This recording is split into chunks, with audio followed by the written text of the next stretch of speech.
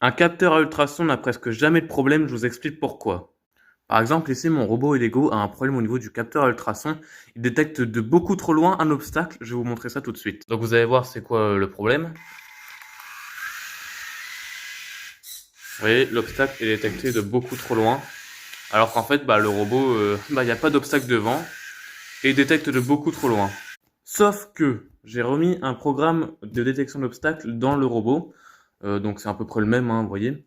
Et là, tout fonctionnait normalement. Tout fonctionnait vraiment normalement. Le détecteur d'obstacles détectait de proche l'obstacle et pas de très loin comme il faisait avant.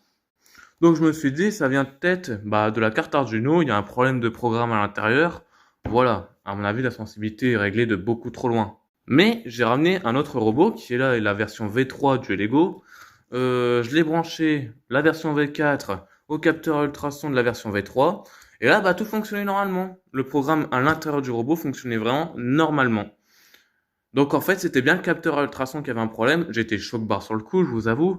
Mais du coup, si votre robot de détecteur d'obstacles a un problème potentiel, refaites le programme, baissez la sensibilité des capteurs et normalement tout fonctionnera comme s'il était neuf en fait.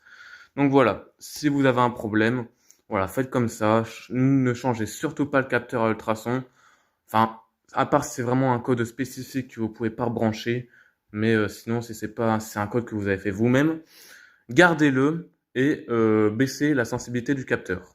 Voilà, donc si je vous aurais appris un truc, n'hésitez pas à liker, à vous abonner et on se redit à bientôt.